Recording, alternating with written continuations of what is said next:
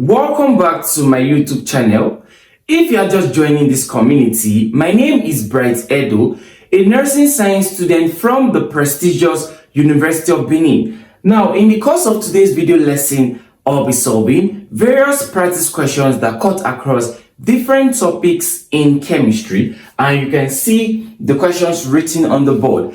Now, this video lesson is specifically made for those preparing to write the post-UTME examination and also the JAMB examination. Now, let's get into the first practice question, which says, what is the pH of a 0.01 moles per dm cube solution of sodium hydroxide? Now, you can see that this first question is from the pH concept. So how do you solve this question? It is very easy. So we have to take note of what they are asking us to get. And they said, what is the pH? So we then have to remember the formulas that is relating to the pH concept, which I'm about writing on the board. Okay, I already have video lessons that explains all this concept. And I'm going to put the link up there, so you do well to go watch those video lessons so that you can perfectly understand this concept. They are all very easy. But watch this video now, you'll be able to solve this question without stress. So what are the formulas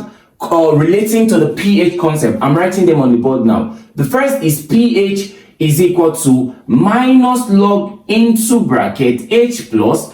Another is POH is equal to minus log into bracket OH minus.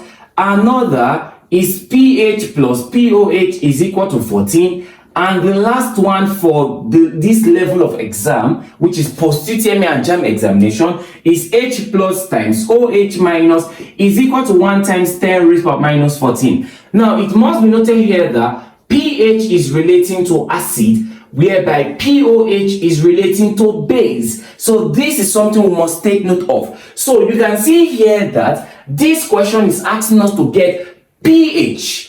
And I've written down various formulas on the board. Now, let me read the question carefully. They say, what is the pH of a 0.001 mole per dm cube solution of sodium hydroxide? So we have to take note of this word in the question, this phrase in the question. Okay, sodium hydroxide. First of all, is sodium hydroxide an acid or a base? It is a base with the chemical formula NaOH. Sodium hydroxide. And they are now asking us to get pH. Remember, I said pH is always relating to acid, whereby POH should be relating to base. So what we do first, since they gave us the concentration, because this mole per dm cube is expressed or is called concentration. And what's the value? 0.001 mole per dm cube. And it should be inside this bracket as we saw. But I'm going to explain better. So now, this is a base. So this value is the concentration of the base.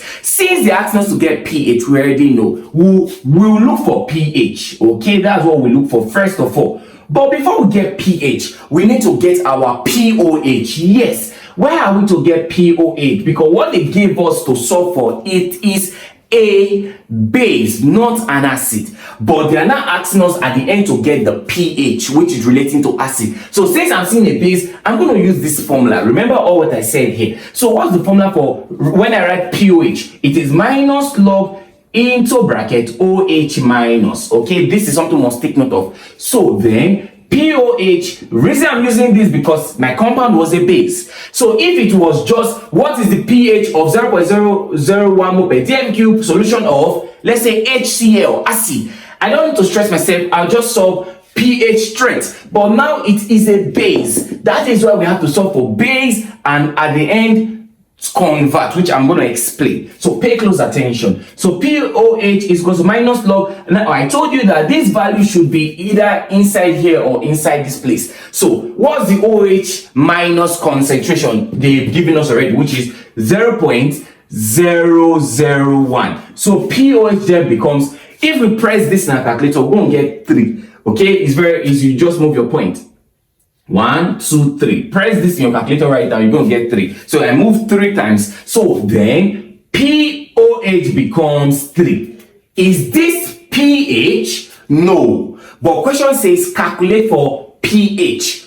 Okay, they might just want to confuse students by removing this option B from 13 to 3. And a lot of persons might go for this, which is not the answer. Do you get? Because now let's solve for what we are looking for, because they are asking us to get pH. pH, not POH. But we have to get, because since this compound is a base, we have to solve for it in the form of a base and then at the end convert, okay, to our pH. Remember, I gave the third formula here, which is pH plus POH is equal to 14. So pH plus, okay, now since you are looking for pH, we make it subject. So pH will now be equal to 14 minus POH. So pH will now be equal to what's 14 minus, what's our POH value? 3. So pH will now be equal to 14 minus 3, that is 11. Okay, so you can see that the answer to this question is option D.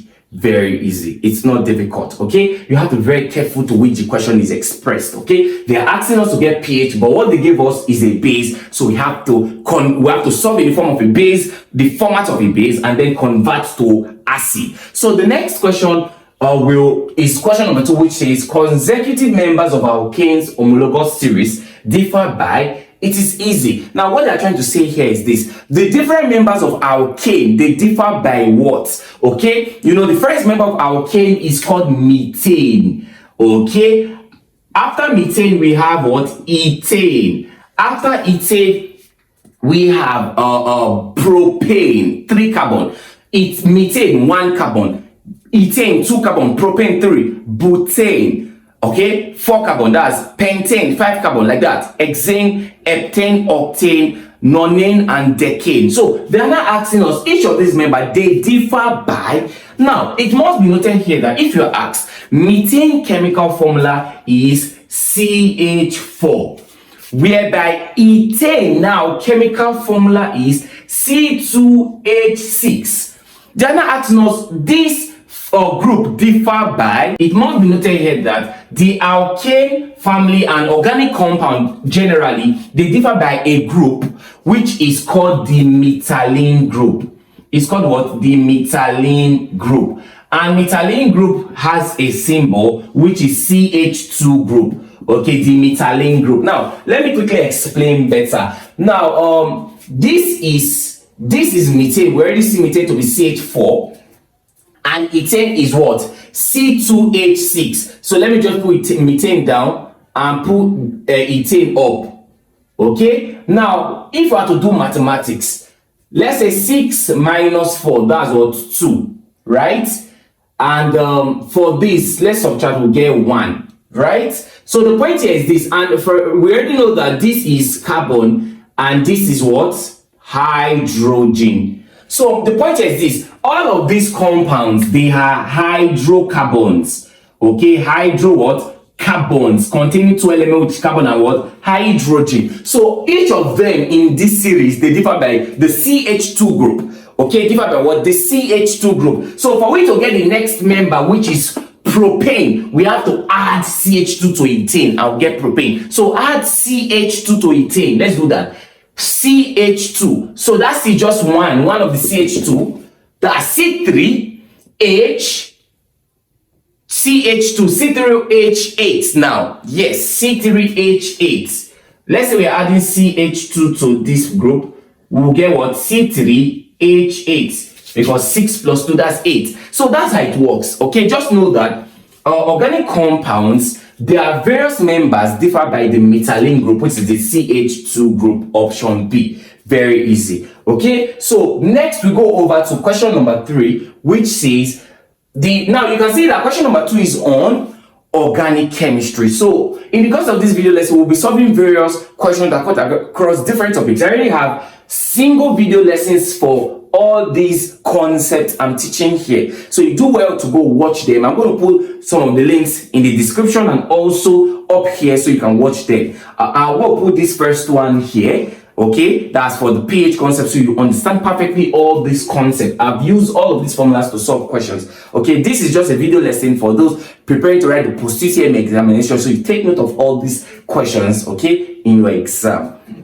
Now let's get over to the next practice question, which is question number 3, and it says the number of atoms of a radioactive substance is initially 8.0 times 10, okay, this is 10 raised to the power of 16, full stop. If the number reduced to 2.0 times 10 raised to the power of 16 in 64 minutes, what is the half-life of the substance? Now you can see that this question is on a topic in chemistry and it is called radioactivity. It is very easy. We have to solve it carefully. I'm going to tell you the formula to use. I already have single video lessons for all these type of questions, so you go watch them. I'm going to put the link in the description so you watch them, but we'll solve this question carefully, step by step. So guys, what do we do when we see questions of this sort? Now, I just saw the number of atoms of a radioactive substance is initially this value.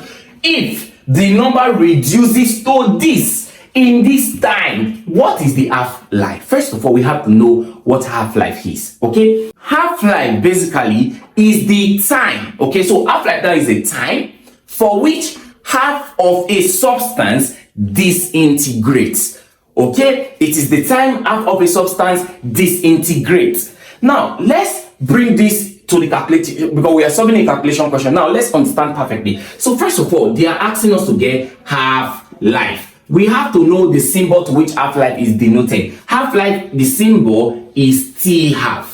Okay, now when we see question of this sort, they gave us a value initially and also a final value. They gave us this time and they are asking us to get a half-life. This formula I'm about writing now is very important. You must take note of it, and this is the formula to solve questions of this sort. I already have video lessons that explain every single concept, when to know when to use this formula about writing. Okay, so go watch all those lessons, but I'm going to explain this very well so you understand. So the formula here we solve this question is Ni over Nf is equal to 2 raised to the power of n. Take note of this formula. So the question asks herself, what does n mean? N simply means T naught over T half. Okay, so since n means T naught over T half, then I remove n and just impute T naught over what? T half. So the question asks herself, what does T naught mean? We already know what T half means. And what's T half? Half-life, which they are asking us to get. So what do you think Ni mean or Nf mean? And what do you think T naught mean? Now, Ni is initial. Initial, it can be initial mass, it can be initial number of atom, it can be initial count rate, it can be initial quantity.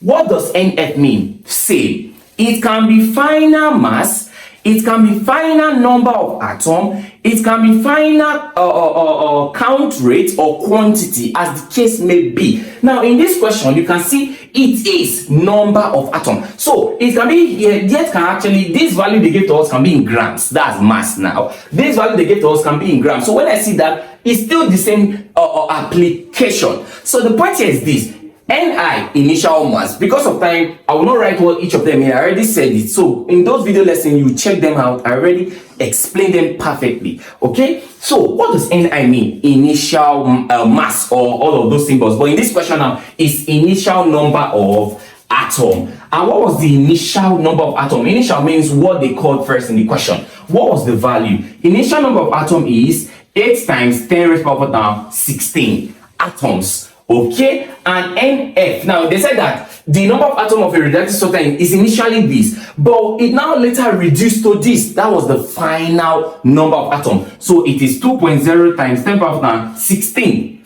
Do you get? So moving further, we then talk about T half, which you asked us to get, which is half-life. That's what we are about solving. And lastly, T naught. T naught is given time given in the question, and what was it? 64 minutes. So how do we solve this question? Very easy. Let's impute. So first of all, we impute Ni. It is 8 times 10 raised to the power of what now? 16 over Nf, which is 2 times 10 power of now 16 is equal to 2 raised to the power T naught. T naught is 64 minutes. Okay, 64 minutes over T half. They are asking us to get. Very easy. So the next step we do is to divide. So when you hit this in your calculator, you simply get 4. Okay, so I write it here. So let's solve here. So So we simply get 4 for these 2 evaluation is equal to 2 raised by 64 over t half, which you have to get, which is half life. So what do we do next? According to indices, we'll basically make here, like change here to like a power, in the sense that 2 raised by 2, that's what? 4, is equal to 2 raised by 64 over t half. So 2 cannot cancel 2. Okay, 2 can what? Cancel 2. So let's bring that final equation here. So it becomes, the last part of this question will be 2 is equal to this power. The power will bring them together. So 2 is equal to 64 over t half. So let's hit this in our calculator. So t, we are looking for t half. So t half will now be equal to 64 times 1 over 2. So 64 over 2, there is 32 minutes. So you can see the half-life of the substance is 32 minutes. Very easy. That's how questions of this sort are being solved without stress. Okay, now if you find this video lesson helpful, do well to click the subscribe button to this channel and also share these video lessons with your friends. Thanks for watching.